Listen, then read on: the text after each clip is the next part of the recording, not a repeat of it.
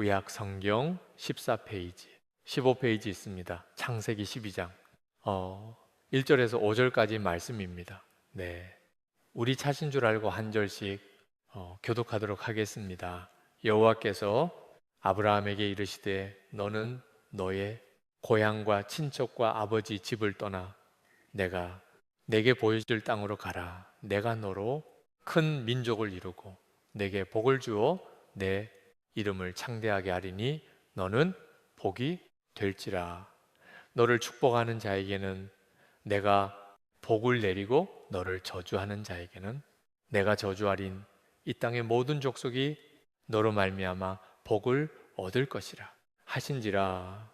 이에 아브라함이 여호와의 말씀을 따라갔고 롯도 그와 함께 갔으며 아브라함이 하란을 떠날 때에 75세였더라. 같이 읽겠습니다. 아브라함이 그의 아내 사레와 조카 롯과 하란에서 모은 모든 소유와 얻은 사람들을 이끌고 가나안 땅으로 가려고 떠나서 마침내 가나안 땅에 들어갔더라. 아멘. 네, 반갑습니다. 제가 짧게 한 번 더 기도할게요. 하나님, 이 시간을 주님께 의탁합니다. 주님께서 친히 오셔서 주관하시고 말씀을 전하는 자의 입술을 지키시며 말씀이 생각나게 하시고 또 말씀을 듣는 자에게 좋은 밭이 준비되어서 말씀이 뿌려질 때 그것이 자라고 쌓이 나는 역사가 있도록 주님이 시간을 축복하옵소서. 우리 주 예수 그리스도 이름으로 기도합니다. 아멘. 아멘. 그 성경을 여러 가지로 이렇게 정의할 수 있지만 이렇게 정의할 수 있을 것 같아요. 집 떠난 사람들의 이야기, 고향 떠난 사람들 이야기, 이 창세기를 포함해서 성경 곳곳에 집 또한 사람들의 이야기로 가득합니다. 심지어는 우리의 가장 조상 일본의 아담과 하와도 고향을 떠나야 됐습니다. 그런가 하면 그 이후에 가인 계속 기집 떠나는 인생들입니다. 그런데 이 창세기 12장이 아브라함 이전에 떠났던 사람들은요, 자기 죄 때문에 떠났던 사람들입니다. 그런데 이 아브라함을 계기로 하나님이 인류를 구원하기 위한 목적으로 누군가의 구원을 위해서 이제 떠나가게 하는 약속을 주시기 위해서 이제 떠나게 하시는 그러한 인생이 시작됩니다. 아브라함, 이삭, 야곱, 요셉, 그 11형제죠. 다 떠났어요. 그 사람들만 떠난 게 아닙니다. 심지어는 모세 시대 애굽 땅에 있던 한 민족을 하나님께서 광야에 집어넣으시고 40년 동안을 떠돌아다니며 장막 생활을 하게 하십니다. 심지어는 하나님도 떠나는 하나님, 장막에 거주하시는 하나님으로 이스라엘 백성과 함께 그 여행을 하십니다. 근데 거기서 끝나지 않습니다. 가나안 땅으로 정복해 들어가죠. 거기서 문제가 있을 때마다에 하나님이 떠나게 하시는 일들을 허락하십니다. 다윗도 집 떠나서 고생하는 시간이 있었어요. 심지어는 이 다윗의 가이 왕들이 말을 듣지 않으니까 하나님께서는 또 한 번이 민족을 바벨론의 포로로 잡혀가게 하시죠. 또 다시 들여오십니다. 자, 예수님도 집 떠난 인생입니다. 고향 아버지 품을 떠나셨어요. 그리고 물설고 낯선 곳으로 오셨어요. 자, 아브라함은 예수님의 조상으로서 예수님이 살았던 삶의 한 흔적을 떠남의 여정을 통해서 이제 보여주는 겁니다. 근데요, 예수님의 뒤를 이은 제자들, 12제자들 중에 고향 땅에서 돌아가서 편히 살다 죽은 사람은 없습니다. 갈릴리로 돌아가서 정착할 뻔했죠. 근데 거기서 정착하도록 하고 예수님이 내버려 두시지 않습니다. 결국 어떻게 돼요? 다 곳곳으로 흩어져서 아시아권에서 선교하다가 거기서 전원 순교합니다. 오늘 그 토론토 미술관에 갔더니 안드레가 이제 십자가형으로 죽는 그림이 걸려 있더라고요.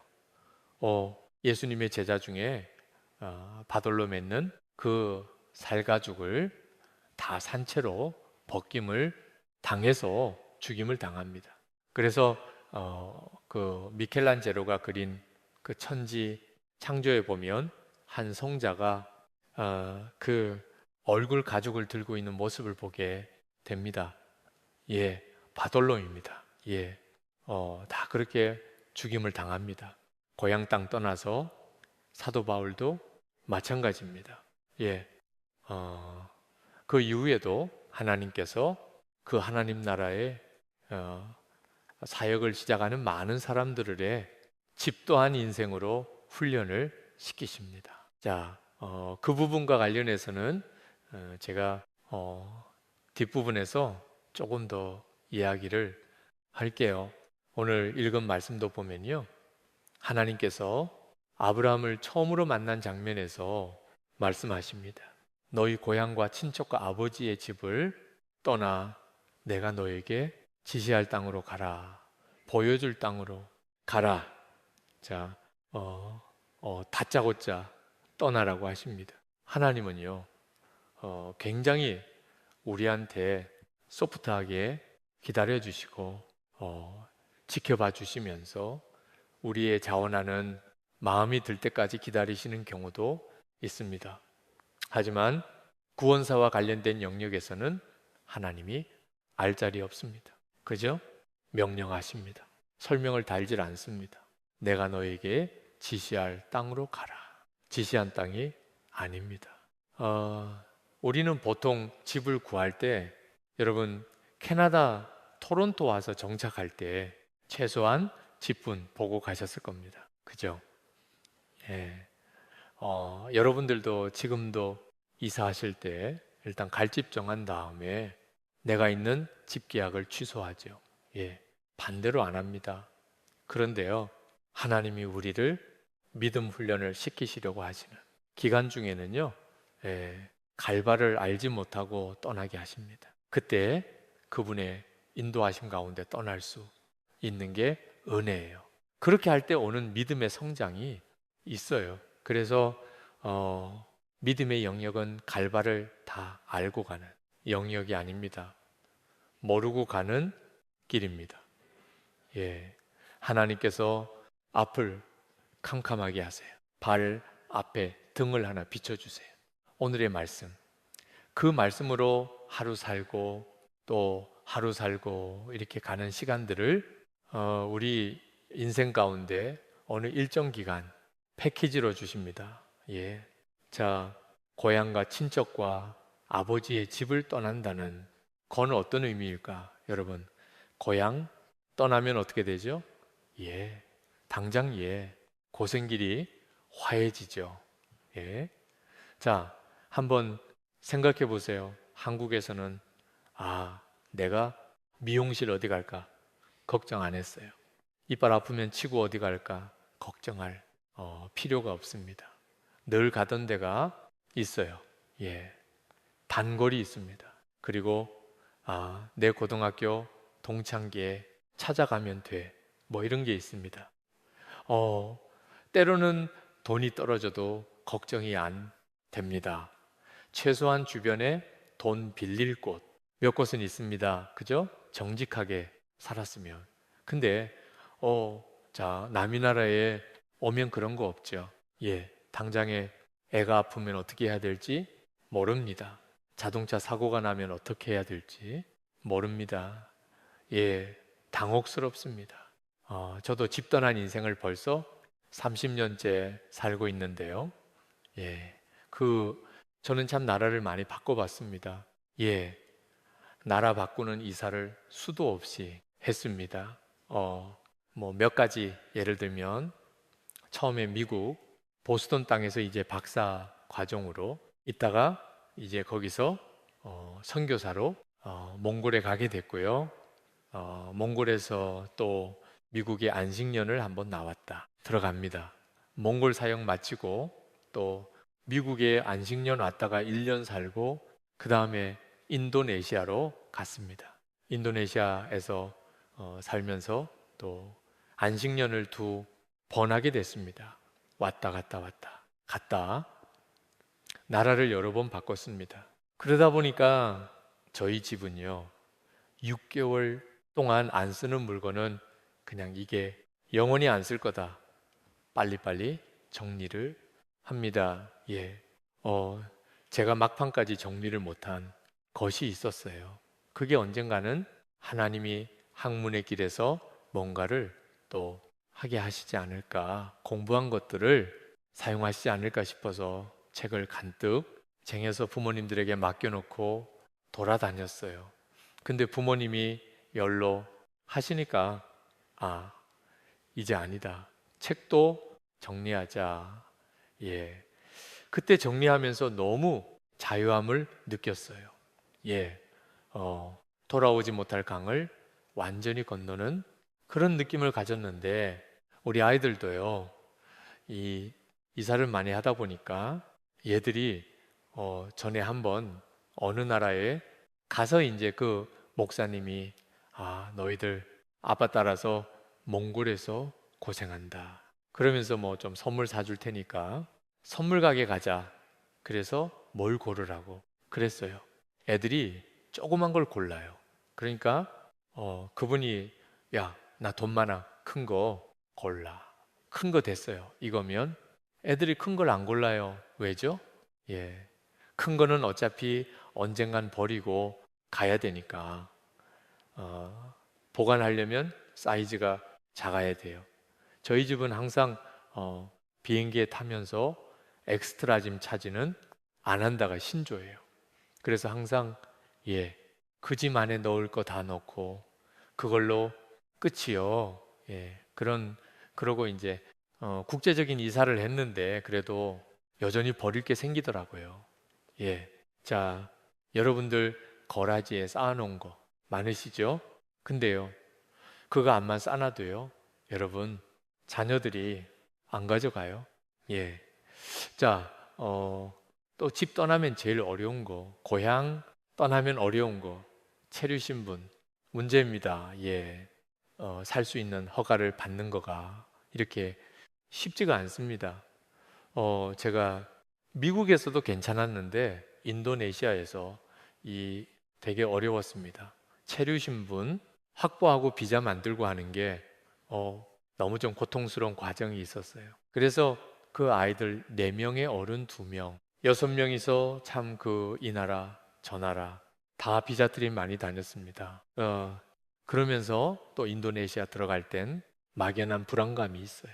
제가 유일하게 들어가면서 직업란에 선교사 이렇게 쓰고 마음 편하게 들어갈 수 있는 곳은 인천공항밖에 없더라고요.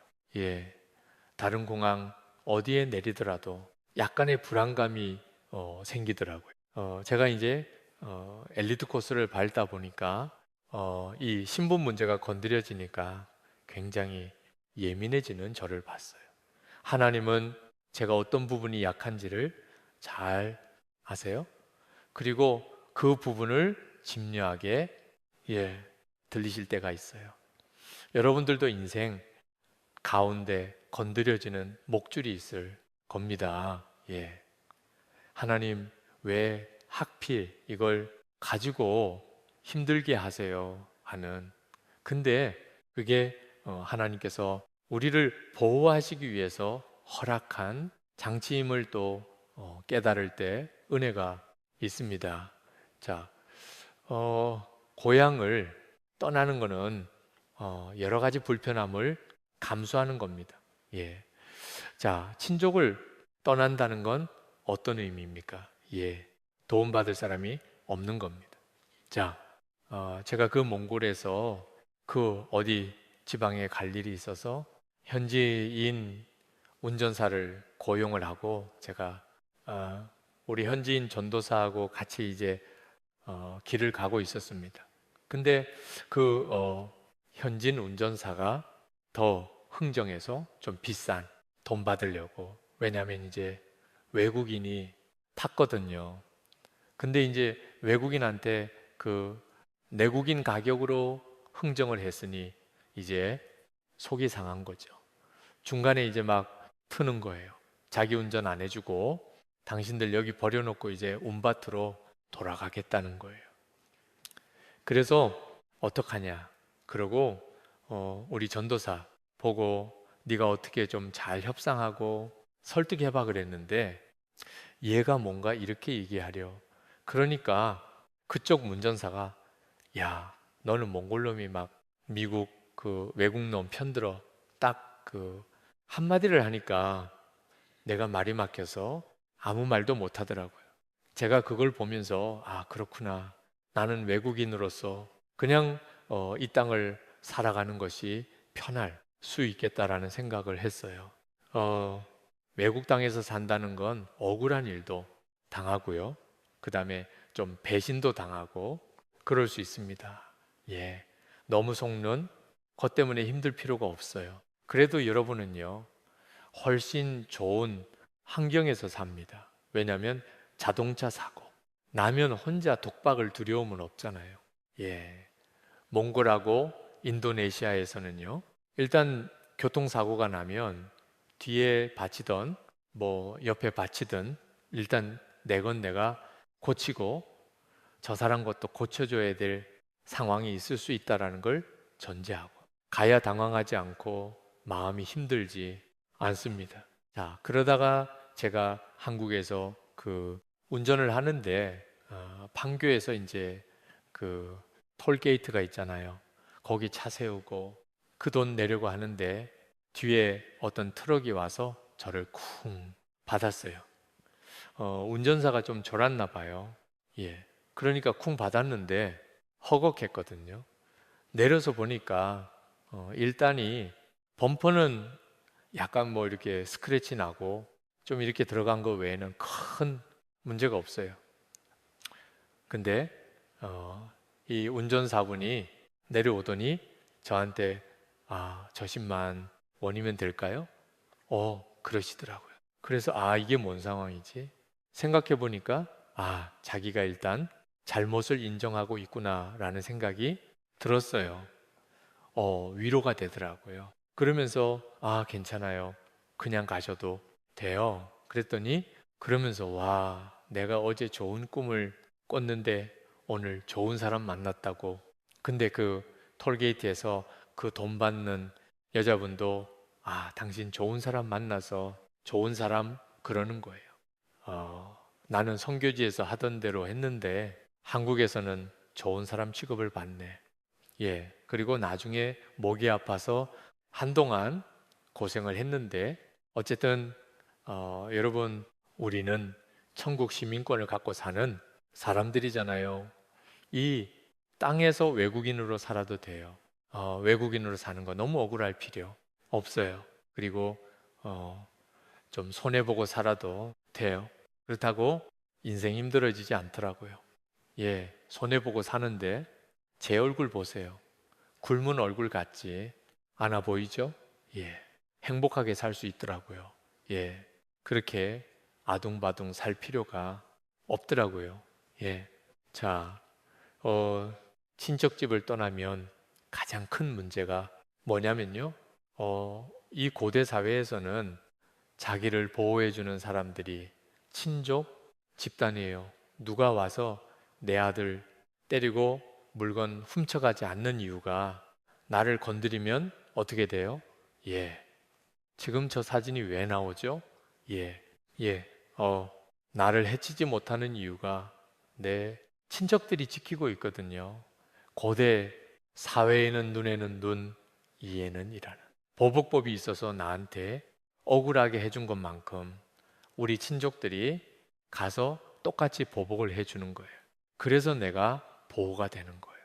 그런데 그거를 잃어버리면, 친족을 잃어버리면, 그러면 나를 지켜주고 도와줄 수단이 없어지는 거예요. 자, 이 땅에서 살면서 우리가, 아, 이것 때문에 안심한다라고 느끼는 것들이 있을 거예요. 그게 뭐죠? 예. 내 은행에 두둑히 쌓아놓은 잔고. 예. 그것만 있으면 배가 부르죠. 라면을 먹어도 해피해요. 근데 이게 잔고가 떨어지면 어떻게 돼요?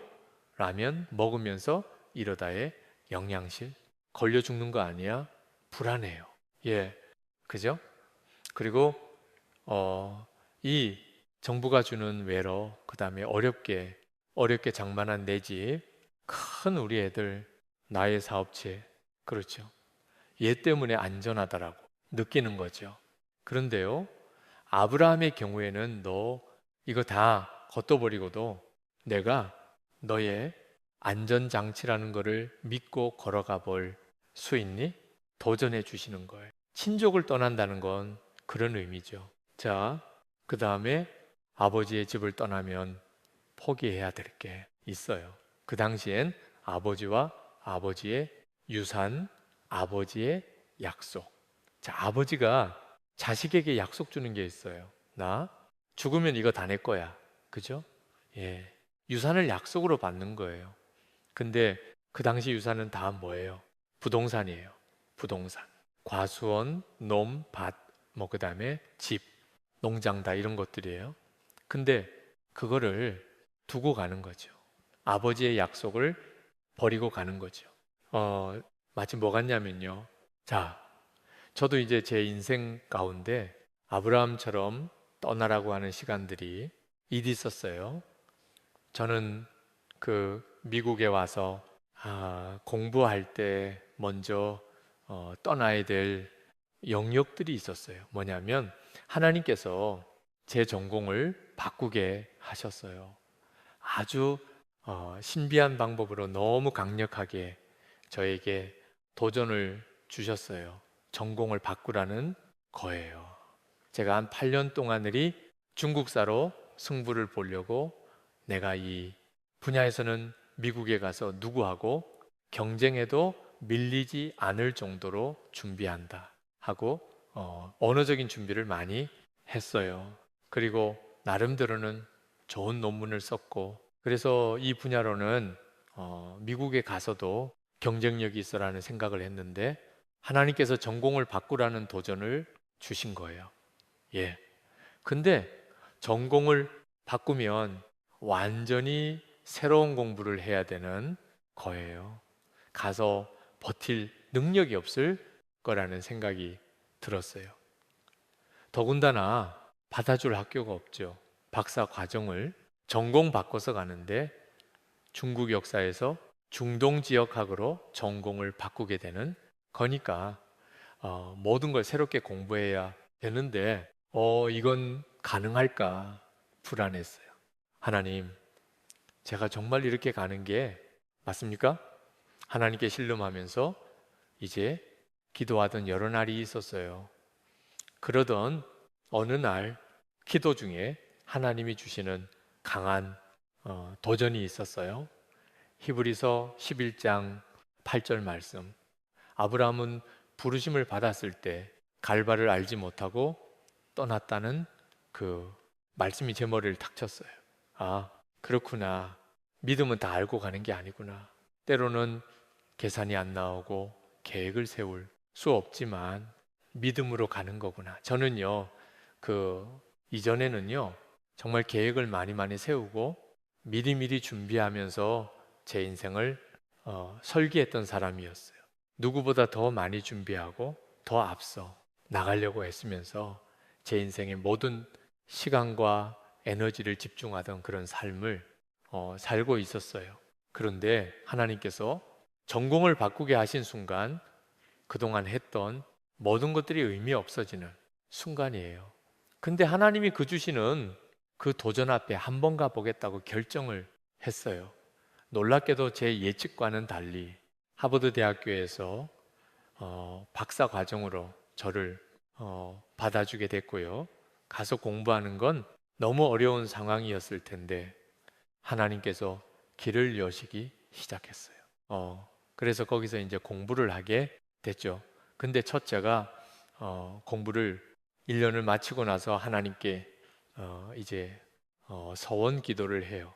하나님, 제가 여기서 무사히 공부를 마치게 되면 제 삶 가운데 2년을 헌신해서 그 선교지에서 선교하는 일을 하겠습니다. 제가 생각할 때 최대가 2년이었어요. 2년 이상은 감당 못하고 2년까지는 어떻게 해볼 수 있겠다. 군대 한 번 더 갔다 온 걸로 치자. 예, 그렇게 하고 예, 그 기도를 하게 됐죠. 자, 그런데 어, 어, 아내와 제가 같이 그때 서원을 했고 어느 곳으로 갈까요? 기도하던 중에 하나님께서 몽골로 길을 여신다고 느꼈어요. 그래서 졸업하고 난 직후에 바로 몽골로 들어가게 됐습니다. 정말 갈 바를 알지 못하고 갔어요. 가서 무슨 일을 어떻게 하게 될지도 다 알지 못하는 가운데 선교사가 뭔지도 모르고 후원도 채 그냥 급하게 그 땅으로 들어갔어요. 하나님이 보스톤 땅에서 그 물가 비싼 곳에서도 먹이고 입히셨는데 그곳에서도 동일하게 일해 주실 것에 대해서 그냥 믿어진 거예요. 그리고 몽골로 들어갔는데 거기서 하나님의 공급을 경험을 했고요. 그렇게 그 시간을 살았어요. 그런데 한 1년쯤 지나고 나니까 이제 대학교에 어플라이를 해야 될 것 같고 또 몇몇 대학에서 당신 한번 우리 대학교에 한번 좀 지원해 보면은 좋겠다. 뭐 이제 이런 얘기들이 나올 때였어요. 아, 나는 어디로 가지? 하나님 다음 길은 뭐예요? 라고 물으면서 기도하고 있었습니다. 그런데 하나님께서 너 여기 더 있어 주지 않을래? 이게 물어오시는 거예요. 근데 제 마음 가운데 그 초청이 너무 달콤한 거예요. 아, 거기 계속 남아 있으면 대책은 없어요. 왜냐하면 아니 2년 동안은 어떻게 버텼는데 내 평생 선교사가 되는 길인 거 같은데 근데 평생 월급이란 걸 받지 못하고 사는 삶인 거야. 내가 일한 것에 대가를 바라지 않고 일하는 삶 그리고 하나님이 주시는 공급만으로 사는 삶을 사는 걸 의미했어요. 예. 근데 한번 살아보죠. 뭐 제 안에 그 기꺼운 마음으로 순종하는 마음이 생겼어요. 그리고 지금까지 살아온 거예요. 그런데 몽골에서 잘 사역하던 중에 어느 시점부터인가 하나님께서 떠나야 된다는 마음을 계속 주셨어요. 네. 그 마음이 어떤 거냐? 자꾸 뭐 분석하고 물어보지 마세요. 이 설명하려면 길어져요. 예. 또 하나의 그건 설교예요. 예. 자, 하나님께서 계속 불편한 마음을 주시면서 몽골을 떠나야 된다고 하시는 거예요. 아니, 나 때문에 몽골에 온 분들도 많고, 내가 여기서 이분들을 도와서 할 일도 많은데, 어떻게 이거를 다 중간에 그만두고 가지? 하나님, 저 때문에 온 사람들 힘들어지면 어떡하죠? 주님이 그런 마음을 주세요. 그들이 너를 의지하지 못하도록 하겠다, 하나님. 그런데요, 그러면 어디로 가죠? 갈 곳은 말씀을 주지 않으세요. 예, 그럴 때는요, 그냥 편하게 기다리면 돼요? 여러분, 지금 말씀 안 하시는 이유가 있어요. 하나님께서요, 아브라함 떠나라고 하면서 하나님이 갖고 계신 인류, 구원의 역사 계획과 그 다음에 그 아브라함의 자손에서 나올 예수, 그리스도에 대한 설명을 다 하고 설득시킬 수가 없는 거예요. 그거는 아브라함의 그 삶에서는 더 이상 이해할 수 없는 영역이거든요. 하나님은 다 가르쳐 주고 순종하게 하시지 않아요. 자, 근데 제가 이제 떠나겠다고 결정을 했어요. 그리고 6개월 뒤에 떠나겠습니다 하고 학교에 통보를 하고, 그리고 나서 이제 기도하면서 기다렸어요. 이제 미국에 안식년가 있는 도중에 하나님께서 인도네시아 땅을 보여주시고 그 땅에서 대학사 세우는 사역으로 저를 부르신다는 걸 확인하게 되고, 그리고 이제 그 땅으로 들어가게 됐어요. 근데요, 인도네시아는 제가 그동안 공부해 보지 못했던 나라예요. 제가 몰랐으니까 그 나라를 결정을 할 수 있었어요. 제가 그 나라에 대해서 알았으면 절대 가겠다고 안 했을 거예요. 제가 들어가서야 비로소 이 나라에서는 선교를 위한 대학을 세우는 건 처음부터 불가능한 일이구나라는 걸 알게 됐어요. 수많은 나라에서 대학을 세우려고 시도했으나 한 건도 성공한 사례가 없었어요. 네, 알면 선택을 못했을 길인데 몰랐기 때문에 선택할 수 있었어요.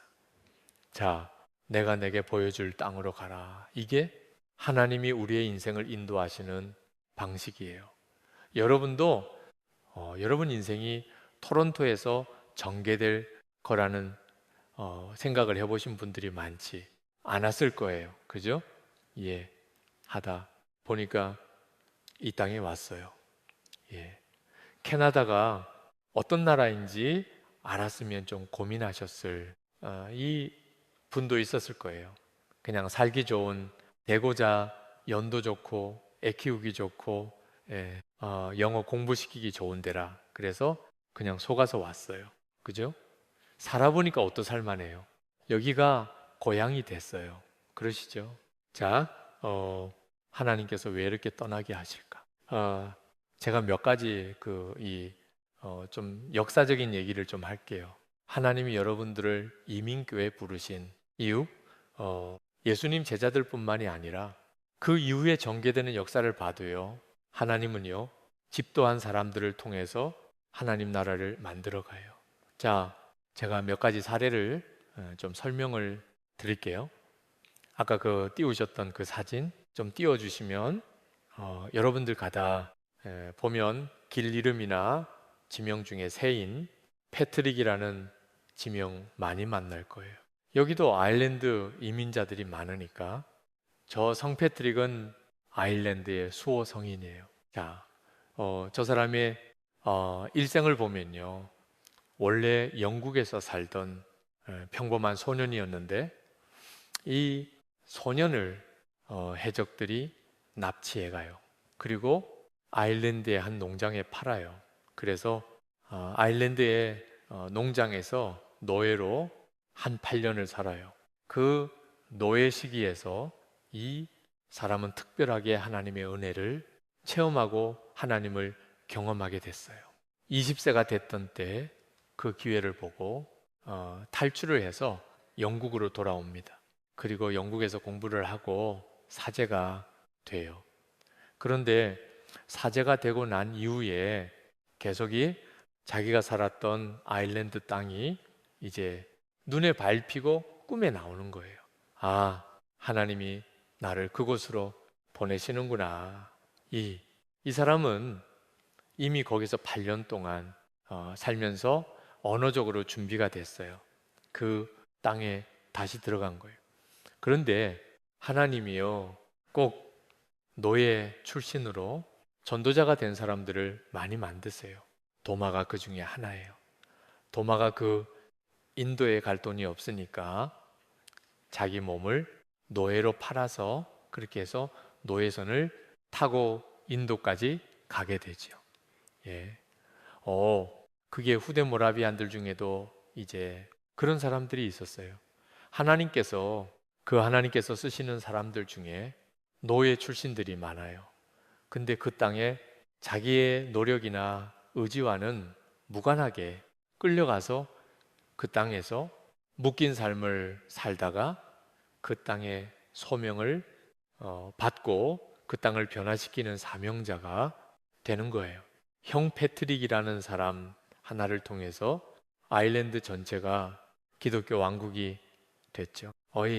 조지아의 성리노라고 하는 여성이 있는데, 이 사람은 그 터키, 지금의 터키 땅 갑바도의 그리스어를 쓰는 크리스천 가정인데, 이 가정이 노예로 붙잡혀가요.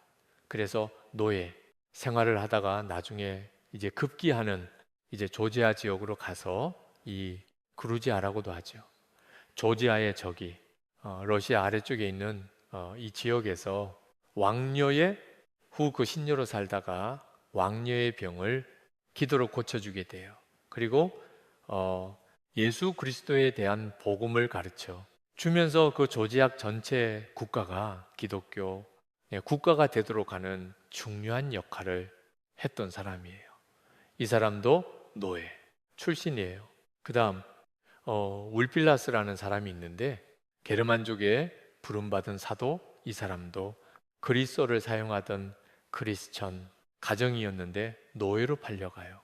그래서 게르만족들이 모여 사는 라인변에서 살다가 그 게르만족들을 대상으로 성경을 번역을 해주고 거기서 전도자의 삶을 살게 돼요.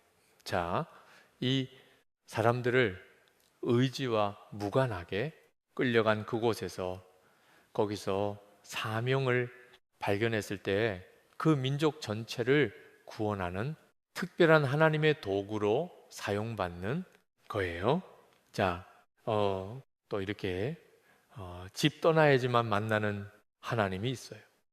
제가 이집트 지역에 가 보니까요.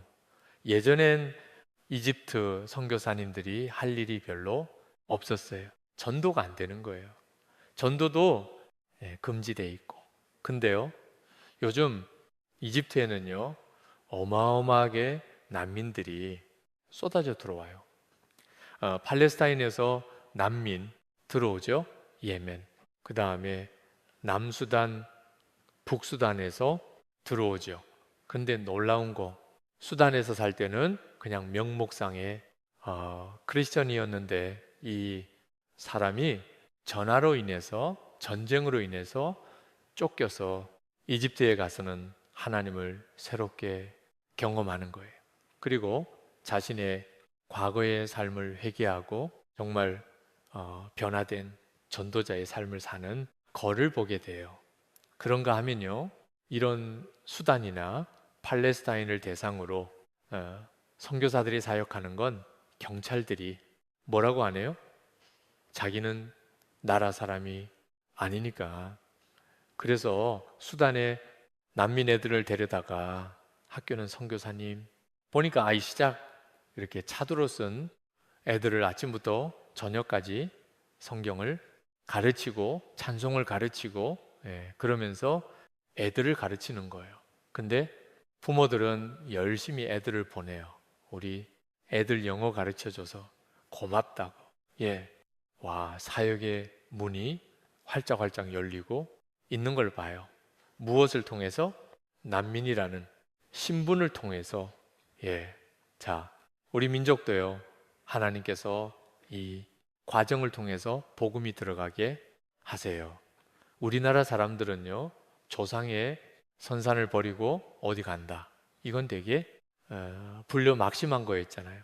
그런데 평양에서 대부분 운동이 일고 나서 얼마 있다가 한일 합방이 일어나요. 그러면서 수많은 그 북쪽의 사람들이 수탈을 피해서 만주로 북간도로 미주에 가기 시작해요. 거기서 복음을 접해요.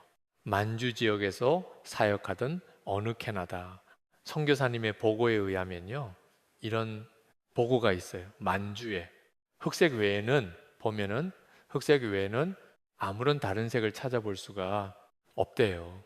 그런데 일주일에 한 번씩 거기에 꽃이 핀대요. 무슨 꽃이냐? 주일날 흰 꽃이 핀대요. 그게 뭐겠어요? 조선의 아낙네들이 애들 손 붙잡고 교회 가는 행렬인 거예요. 나라를 잃었지만 그들은 신앙을 얻었어요. 하나님이 그렇게 한 민족을 찾아와 주셨어요. 제가 시베리아 지역들을 다니다 보면요, 울란우데나 이런 브리아트 족들이 사는데 거기에도 고려인들이 많이 들어가 있는데 그들이 그 공산주의 치하에서도 예수님을 만난 거예요. 그리고 그 브리하트 선교사님들이 이야기를 하시는데 러시아에서도 이제 자국 내 선교사들이 있거든요. 러시아 선교사님들이 얘기를 하는 거예요. 아니, 우리 지역에 와 있는 그 고려인 가정이 식당을 하면서 거기서 나오는 수입으로 우리 교회를 열심히 후원하고 섬기면서 우리가 브리아트인들을 대상으로 하는 선교, 사역을 잘 감당할 수 있다라는 그런 이야기를 하는 거예요. 예. 어디 가나 한국 식당을 차리고, 예. 심지어는요, 저 알래스카에도 그 중국 식당이 있는데 그 중국 식당 주인이 한국 분인 거 아세요? 전 세계에 가장 많은 나라에 나가 있대요. 한국 분들이 나가서 뭐예요? 예, 식당을 세우든지 교회를 세우든지. 그래서 이 교회를 통해서 사역을 하는 거죠. 하나님께서 우리 한국 분들을 전 세계로 흩으신 이유가 있어요. 최초에 그 평양 대부에 한일 합방되게 하셨던 그 이유와 마찬가지로 하나님이 한국의 공교육을 황폐하게 하시고 그 다음에 그 영어에 대한 열풍이 불게 하시고 영어 교육 열풍, 조기 교육 열풍, 그 다음에 또 그 뭐 이민하지 않으면 안 될 것 같은 마음에 갑갑함을 주셔서 다 이렇게 해외로 보내시잖아요. 옛날에는 하와이로, 멕시코에 애니깽으로 이렇게 갔던 이민이 이제 계속해서 다른 방식으로 이제 전 세계에 흩어지고 있습니다. 저는 많은 지역에 있는 한인교회를 가 봤어요. 그런데요, 미주 지역이 교한인 교회 규모는 제일 큰데요. 아주 이상한 점이 하나 있어요. 저도 민주에서 이민교회를 오래 섬겨 봤거든요. 그리고 지금도 이민에 대한 하트가 있어요. 근데요, 이 미주 지역의 이민회가 갖고 있는 독특한 점이자 아픔이 뭐냐면 여러분, 딴 지역에는요, 한의교회 현지어 예배가 없어요. 선지어 예배가 있다고 하더라도 그거는 자기들 자녀들을 위한 게 아니에요. 그거는 심지어는 영국, 독일, 프랑스도 마찬가지예요. 현지어 예배를 둔다는 이유는 무슨 이유예요? 전도 목적 마치 뭐와 같냐면 사도 바울이 초대교회를 세울 때 주로 누구를 찾아가요? 유대인 회당을 찾아가요. 유대인 디아스포라들을 찾아가서 거기서부터 복음을 전해요.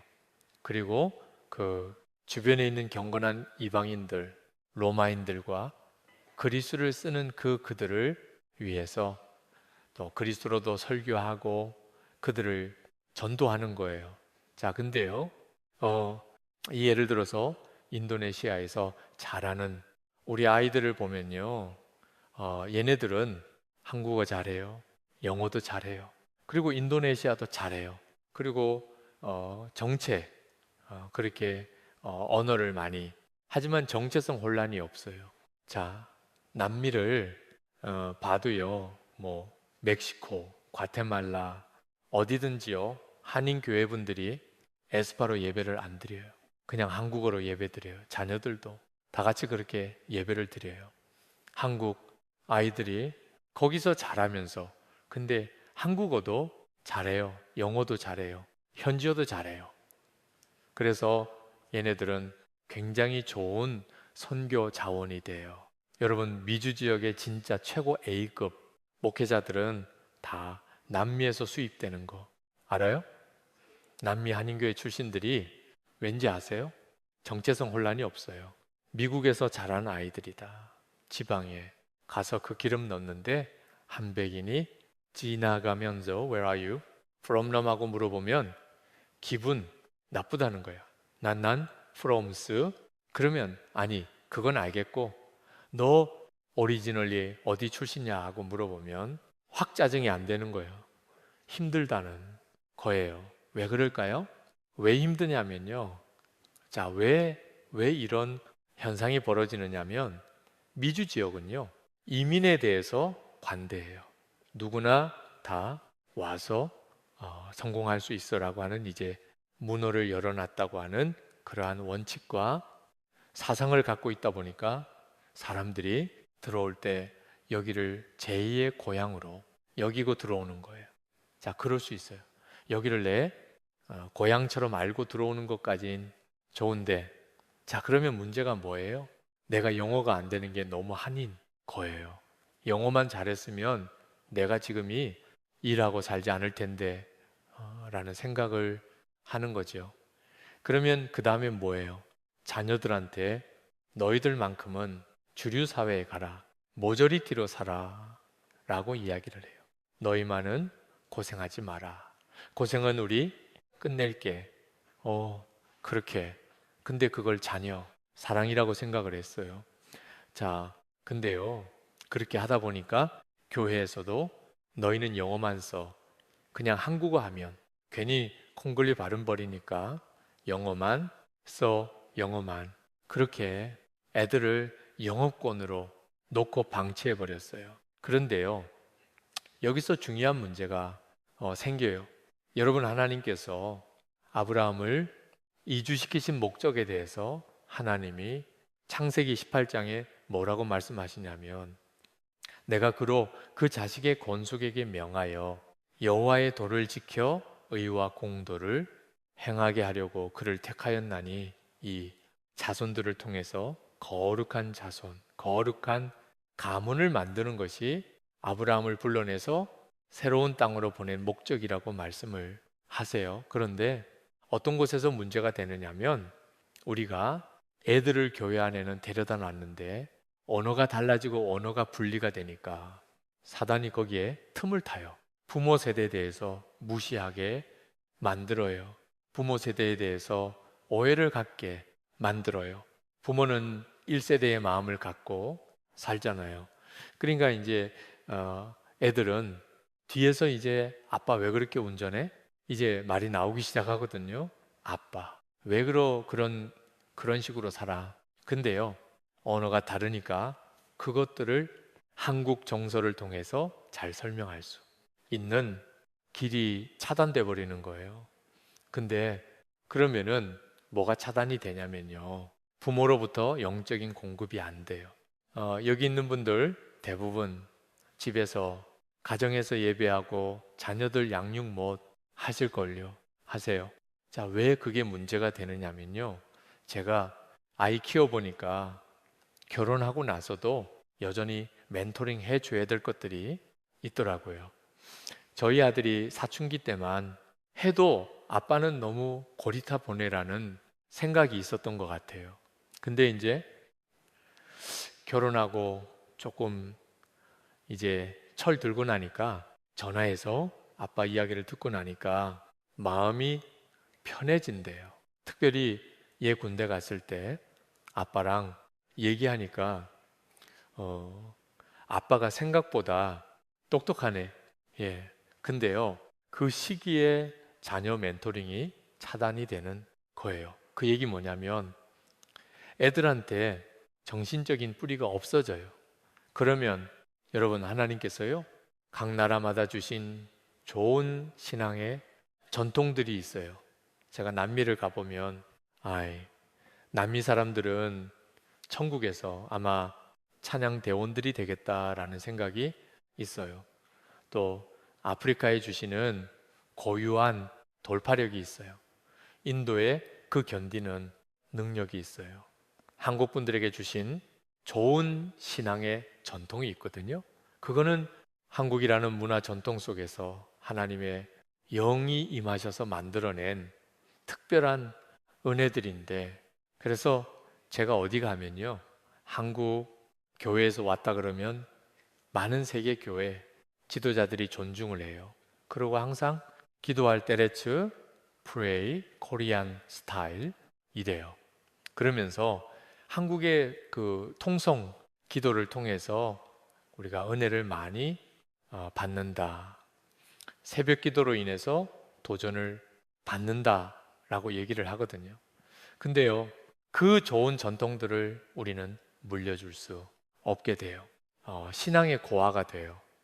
얘네들이 미국 교회가 가지고 뿌리 내리기가 너무 어려워요. 대학 가서야 내가 받아들여지지 않는다는 것을 알게 되거든요. 근데 얘는 언어가 안 되고 고향을 못 찾아요. 주변부가 되는 거예요. 근데요, 그 주변부가 되게 되면요, 헌신은 일어나지 않아요. 엎혀가요. 근데 여러분, 헌신 없는 신앙은요, 뿌리가 김만. 어려운 일 닥치면, 하나님 안 계신 것 같아. 그리고 언제든 떠날 준비가 돼. 있거든요. 그러니까 영어로 예배하지 말라는 게 아니에요. 가정에서 부모가 차라리 영어 잘하면 모르겠어요. 근데 그렇지 않다면 어쨌든 한국어로 소통할 수 있는 끈을 놓으면 아이들은 국제미아가 돼버려요. 결국 언어를 여러 개 하는 애들이 다양한 문화에 대한 이해와 함께 사람들을 이해하는 깊이가 달라지더라고요. 미국에서도요. 조사 결과가 있는데 바이링벌, 트릴링벌들이요. 인컴 레벨이 훨씬 높아요. 그럴 수밖에 없죠. 기회가 더 많으니까 백인을 뽑지 않고 여러분이 자녀를 뽑는다면 그건 뭐 때문에 그러겠어요? 한국 배경을 보는 거잖아요. 근데 언어를 못해. 그러면 이 사람들이 얘를 뽑아야 될 이유가 없는 거죠. 그리고 어른들과 건강한 소통을 해보지 못한 사람들은요, 이 모든 사회 관계는 상하 관계예요. 윗사람하고 어려운 순간들을 만났을 때 그거를 건강하게 풀어낼 능력을 못 가져요. 도피해 버려요. 왜 그런 문제가 생기는지 아세요? 우리 애가 마이너리티로 가도 돼요. 하나님은 우리 아이를 너무 독특하고 유니크하게 만드셨거든요. 걔만의 유니크한 인생이 있고 걔만이 갖고 있는 특별한 과거로부터 이어지는 전통이 있는데 그냥 너는 주류 속에 묻혀가라. 왜 그렇게 했을까요? 그게 여러분 성경에도요 그런 예가 나와요. 아브라함이 갈 때 누구와 함께 갔어요? 롯과 함께 갔어요. 그런데 롯은 이미의 목표가 아브라함하고 달랐어요. 아브라함은 그곳에서 하나님을 만나는 것이 부르심의 목표였거든요. 그런데 롯은요, 거기서 내가 고향에서 못 이룬 풍요를 이루는 게 목표였어요. 그러니까 하나님이 부르신 가나안 땅은요, 메소포타미아보다는 훨씬 적박한 곳이에요. 그 목축을 해야 살고요, 우물물에 의존해야 사는 거예요. 요거에 대한 이야기는 제가 그 주일날 조금 더 얘기를 할게요. 그 우물물에 의존해서 살아가야 되는데 이 우물이 제한되어 있으니까 롯의 목자들은 롯의 영향을 받는 거예요. 자꾸 아브라함 목자하고 싸움이 일어나요. 왜? 풍요가 목표니까 경쟁해서 이겨야 된다고 생각하는 거예요. 그래야 살아남는다고 생각하는 거예요. 이 척박한 이민 생활에서. 그리고 자꾸 싸우는 거예요. 근데 그러면 어떻게 돼요? 아브라함이 안 되겠다 우리 갈라서자. 네가 자면 난 우하겠고 네가 우하면 좌하겠다. 선택권을 롯한테 넘겨요. 근데 롯이요 선택 잘해야 되는데 어디를 봐요? 소돔과 고모라 땅을 봐요. 근데 롯의 목표는 뭐였어요? 이민 생활에서 성공하는 거였어요. 어느 누구도 날 무시하지 못하게 만드는 거였어요. 그리고 내가 괜찮은 존재고 이민을 선택한 내 결정이 잘못되지 않았다는 거를 증명하고 싶은 거예요. 그러니까 뭐가 보여요? 저기에 풍요로운 땅 물이 많네. 여기 물이 없는데 물 좋은 곳으로 간다. 그리고 가족들을 데리고 소돔과 고모라 땅으로 가요. 근데 여러분, 그 땅의 거민들이 갖고 있는 것이 좋아 보여서 거들이 갖고 있는 걸 빨대 꼽아 얻어. 먹기를 원하는 삶은요, 뭐가 문제냐면요, 자녀 세대를 잃어버려요. 왜냐면 자녀들이 부모로부터 분명한 사인을 받거든요. 아, 그래. 여기서 동화돼야 돼. 빨리. 주류와 차이 없는 삶으로 들어가야 돼. 그러니까 그 지역의 그 동성애에서부터 그 온갖 그 추잡한 문화들을 그대로 있는 그대로 다 받아들이는 거예요. 결국 어떻게 돼요? 하나님이 보다 못해서 이 가족을 분리시켜 버리려고 했는데 이미 그 안에는 이 땅이 너무 좋은 거예요. 여기 가까운데 H마트도 있고 내가 원하는 편안한 건 다 있는데 그거 다 두고 어떻게 가? 렌트비도 여전히 싸게 해준다. 그러고 이런 집이 어디요? 그리고 거기 계속 버티다가 소금 기둥이 되는 거예요. 자, 근데요. 저희 근데 더 큰 문제는요. 그 자녀들이 그 땅의 문화에 너무 타락했어요. 하나님이 아브라함을 헤브론 땅, 그 건조한 땅에 두신 이유가 있었어요. 나중에 예수님 당시에는 세계 선교에 열린 길로 가게 하시지만 아브라함 때의 하나님의 목표는요. 거룩한 민족을 보존하는 거예요. 보존이에요. 거룩한 자손씨를 보존하는 게 1차적인 부르심의 목적이었어요. 자, 어떻게 되죠? 롯의 자손들은 거룩한 자손들을 책찍질하는 애, 유혹하는 수단으로만 사용되고 끝나버려요. 선택이에요. 부르심에 대한 이해의 차이가 자녀들의 인생을 바꿔놔요.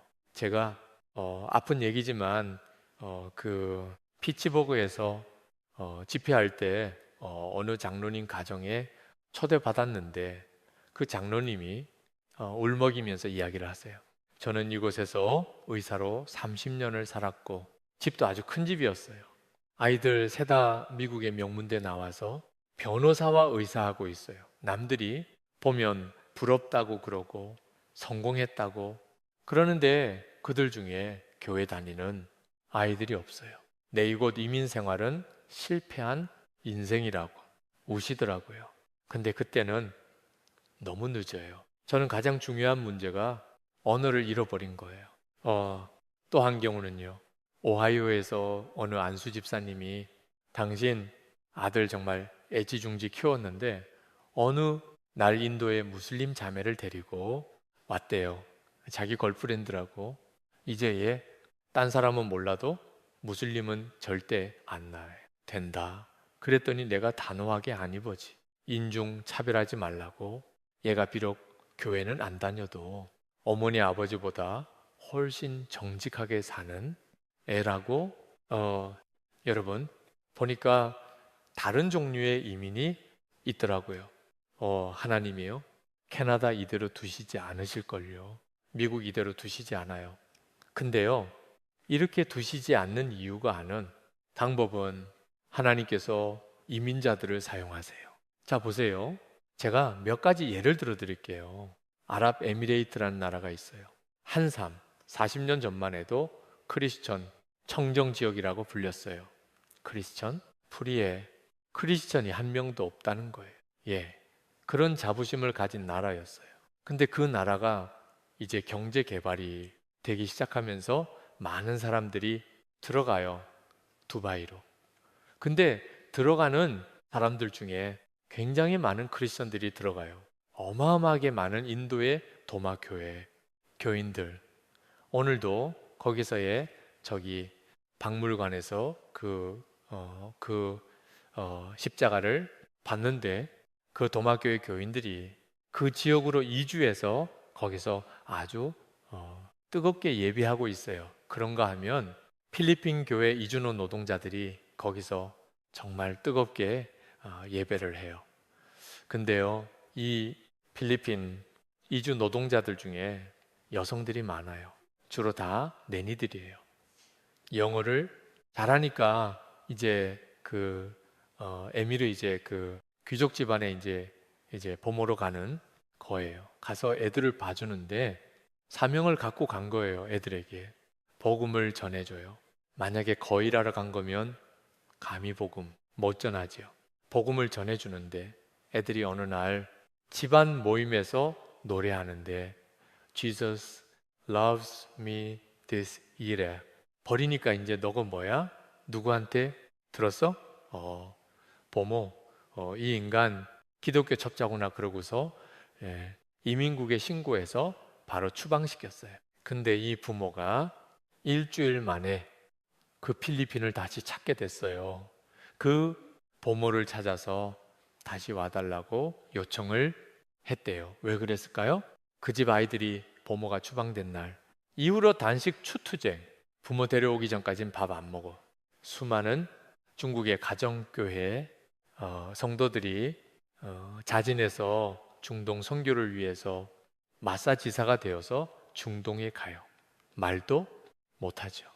그런데 그 땅을 위해서 기도하면서 발맞이 않은 거예요. 우리가 누구지 보모를 할 수 있는 그런 힘만 있어도요, 우리는 하나님의 영광을 추구하면서 이민자로 살아갈 수 있어요. 저희 딸아이가 스미스 칼리지라고 하는 굉장히 리버럴한 학교에 갔어요. 근데 거기서 정말 보수적인 신앙을 가진 외국에서 케냐와 우간다와 파라에서 온 친구들을 만나서 부흥을 위한 기도 모임을 시작했어요. 그 땅은 바로 조나단 에드워드가 처음 목회를 했던 노셈이라거든요. 부흥을 다시 주세요. 기도하고 있어요. 하나님께서 그 기도를 듣는 방식이 어떤 거냐면요. 여러분, 휴스턴의 가장 큰 교회가 나이지 교회예요. 보스턴의 가장 큰 교회가 브라질 교회예요. 워싱턴의 가장 큰 교회가 이티오피아 교회예요. 하나님께서 그들이 교회를 세우세요. 그리고 그 교회를 통해서 하나님께서 이 땅에 다시 거룩한 하나님을 경외하는 자들의 예배를 받으시며 그 땅을 기경하고 계세요. 그런데요, 한국 교회를 하나님이 쓰고 싶으신데 이 자녀 세대와의 갈라짐 때문에 하나님께서 이 교회를 사용하지 못하시는 것 같아요. 여러분, 영어 예배하지 말라 얘기가 아닙니다. 적어도 우리 아이들과 여러분이 편한 언어로 말씀을 나누고 기도할 수 있는 그 자리를 놓쳐버리면요, 그때는 잠깐이면 지나가 버려요. 기회가 다시 오지 않을 수 있어요. 우리 부르심의 자리가 무엇인지를 한번 잘 생각해 보면 좋겠습니다. 자, 교회 학교에서도요, 수많은 아프간 난민 아이들이 와서 하나님을 만나요. 하나님께서 이 일하라고 나를 인도네시아에 보내셨구나 깨닫게 돼요. 중국의 아이들, 일본의 아이들, 한국 애들, 저희 캠퍼스에 대해서 일본어 예배가 있고요. 그 중국어 예배가 생길 거고요. 영어 예배가 있고요. 한국어 예배가 있고요. 네. 예, 여기까지만 하죠. 마무리해도 될? 같습니다. 예.